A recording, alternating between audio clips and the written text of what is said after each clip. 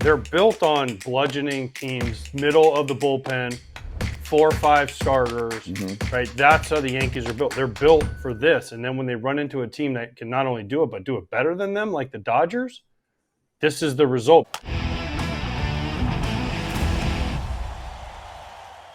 They did it.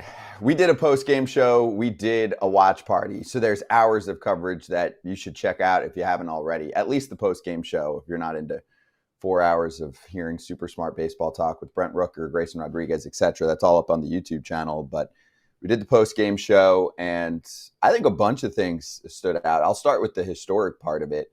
We've never even gotten to a game 6 when a team is leading 3-0, and that still remains. This was one of the closer shots at it. But it's still tough for me to digest what we're looking at right now, which is the Sarah Lang's win probability chart. And, man, the Yankees had it. Yeah, listen, the Dodgers need to send Brandon Lau half a ring or some kind of ring, maybe a C ring or something, because he came on the show. Man, there it was.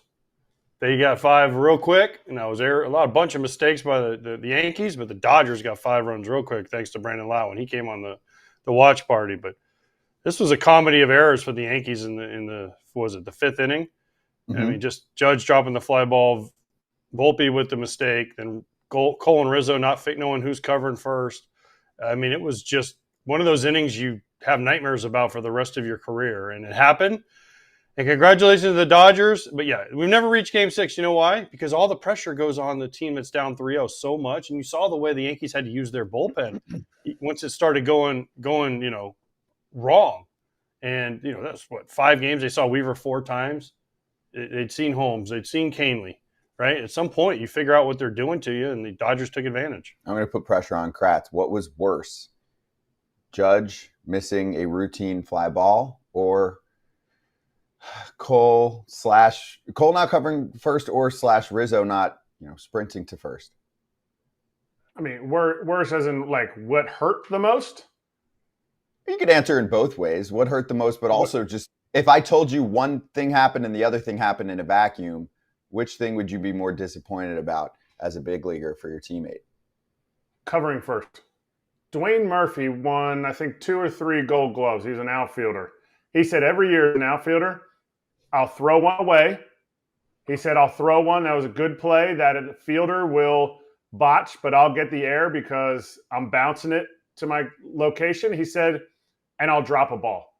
Like that. He put it in a shell for me when he would talk about outfielders and the best ones. This happens. You drop the ball. Aaron Judge had 0 errors on the season. It happens. I get it. It's a mistake. The one with Cole and Rizzo, whoever's at fault, and I know there's a lot on social media that's just saying Cole should have just covered, Rizzo should have just run 15 feet. There's thinking on both sides, but to me, the one that hurt him more was definitely the ground ball to first. I mean, it might be ridiculous to say strong things when you're in a bear costume, but Aaron Judge had a disaster October. I know he had a home run last night, but that's the game where you have the worst defensive miscue of your life, and you're trying to make up for many, many lost ABs. In prior rounds, it's whatever. You won. But here, it hurts. See? It's hard to do it. It's hard because your ears are flapping when you talk. I know. I got floppy ear syndrome. I mean, seriously, you need to check your furry. AJ, did you ever make an error in the postseason that you remember? I mean, I'm sure I did. But yes, you know what? Actually, I'll tell you what. There's 2 that I remember. I didn't get charged with the error on. I don't think either one. Maybe the second one. The first one was Game 1, 2002. We're in Oakland. Think about this. I think we scored some runs to go up on them in Game 1 in the Moneyball year. And that next inning, we made so many errors. There was a pop-up in Oakland that landed in the middle, like almost on the pitcher's mound, and all 5 of the infielders were standing there, including the pitcher, and we're all standing there like this. And we all watched it, and a run or 2 scored, and I was just like, wait, what is happening here? What are we doing? And Brad Radke was pitching for us, and he was like kind of our I don't want to say our de facto leader, but he was one of our leaders. And he says, "What are we doing?" He came in, he threw his glove, and he's like, "Let's freaking go!" And everyone was like, "Oh!" And then we ended up winning that game, winning the series. But that was one where you're just embarrassed. You're just like, "Oh my gosh, I cannot believe that pop up just dropped." And the other one was that same year in Minnesota. We're playing the Angels in the LCS, and there was a play at the plate, and whoever threw it to me, they threw it, and I swipe tagged, and whoever was running did not slide. And crap, you know how sometimes you can get hit like right here, and it just makes your hand go like you just.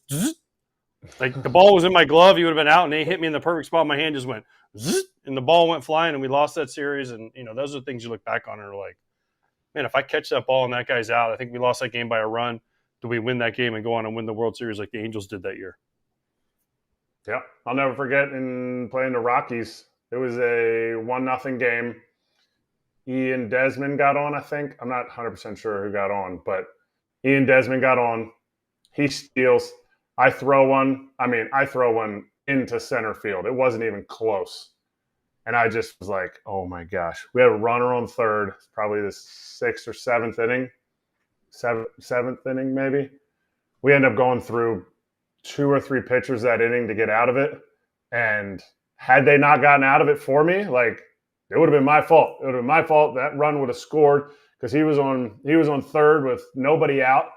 We ended up punching out. Not sure. I know.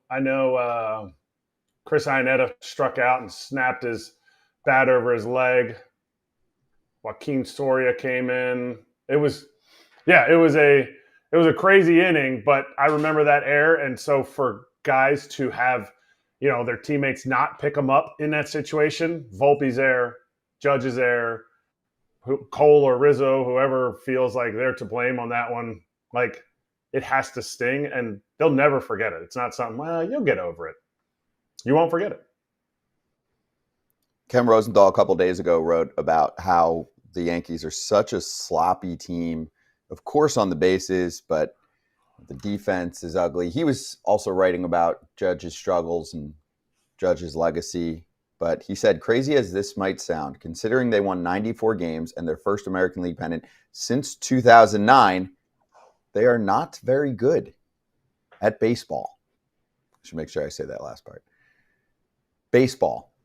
So is it a good thing for the sport that a team that is not fundamentally sound does not win at all? Forget the fandom, forget the franchises, forget everything else.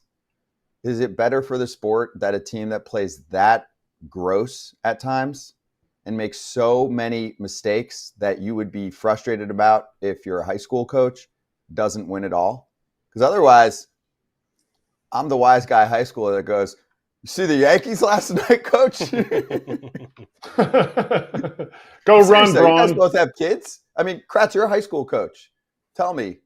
I mean, not that a kid's going to really, obviously they could do that jokingly, but I mean, everyone's watching. Kids are watching. They're like, wow, the Yankees are kind of dumb on the bases, but they still won the World Series. So I'm just going to bop homers and do bat flips and I'll be good. I mean, essentially that's what travel baseball is.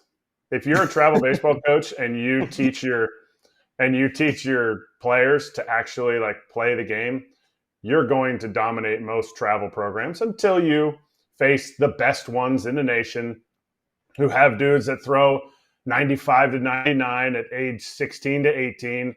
And you have dudes that can just drop bombs, from both sides of the plate. Yes, I get that.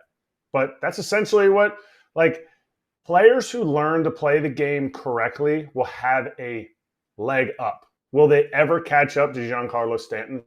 Absolutely not. They won't. You can't. You will never replace somebody that can hit the ball 120 miles an hour if the other dude can only hit it 105 miles an hour.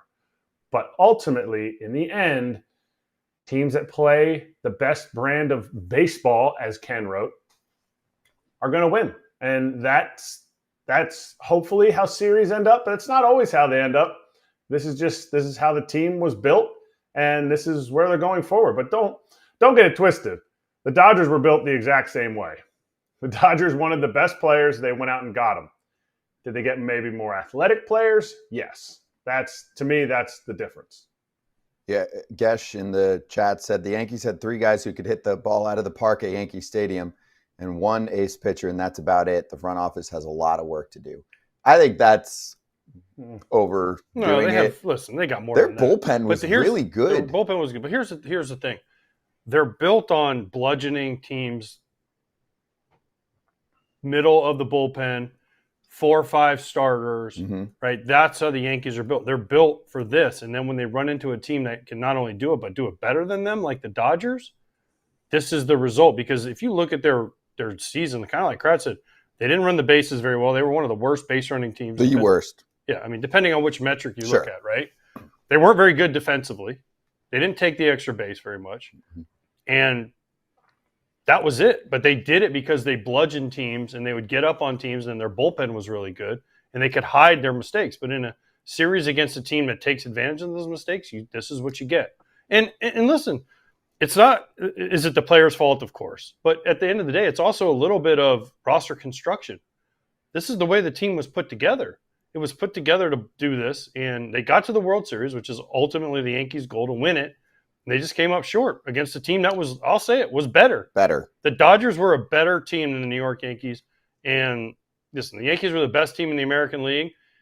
They gave it everything they had, and they came up short. And their ace pitcher, they lost both games, their ace pitch.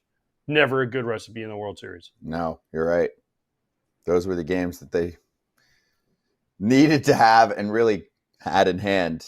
Phil in the chat said, like, half the Yankees are in their walk year. I don't know about that. I mean, and also I know there's a lot of chatter already in the YouTube chat, and subscribe to the channel if you want to get involved while you're watching. Even if you're watching on TV, you can interact with us.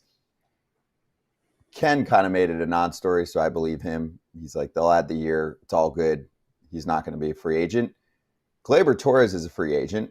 He's probably gone. Jazz Chisholm moves to second base. Much better spot for him. Soto. Obviously, Soto is the big storyline here. But they're not losing a ton of guys. Most of their rotation is intact. Verdugo, okay. That Verdugo is automatic Martian.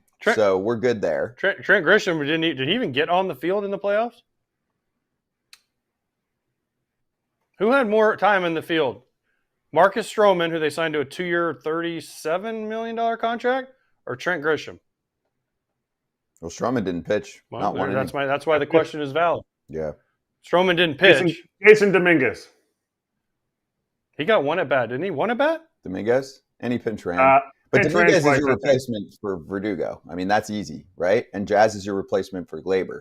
So we're already starting to fill up the position player side. What about LeMahieu? LeMahieu has one more year? I think so. And I don't think they're going to bank on that. They're going to say LeMahieu can fill in a bunch of spots for us. We'll see what happens, right? I don't think they're going to cut him, but he doesn't have a starting spot necessarily. No, they proved that in the postseason. He's not going to play third base for him every day next year. They're going to buy out Rizzo. I think it's $6 million to buy him out. They're going to buy him out. He's gone.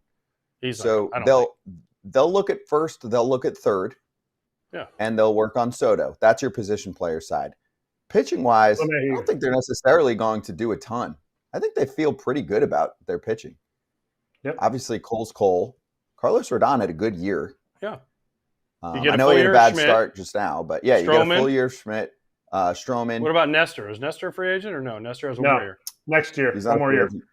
And Luis Gil, of course, see how he bounces back from his first season back, his first full year back from TJ, and they really worked him pretty good, but he's really good.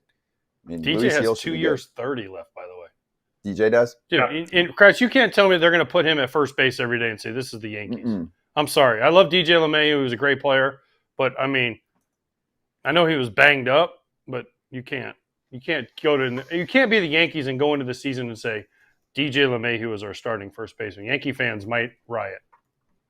They have their closer for $2.5 million next year. Luke Weaver's making $2.5 million on a 1 year with a team option. 1 year, $2 million, team option, 2.5. Oh. By the way, Canely and Holmes are free agents too. Okay, that's real. And they'll pick up some guys. They also have done. They are among the top. So their bullpen is they're gonna have to find some bullpen because Tim Hill, Canely, they always figure out their bullpen.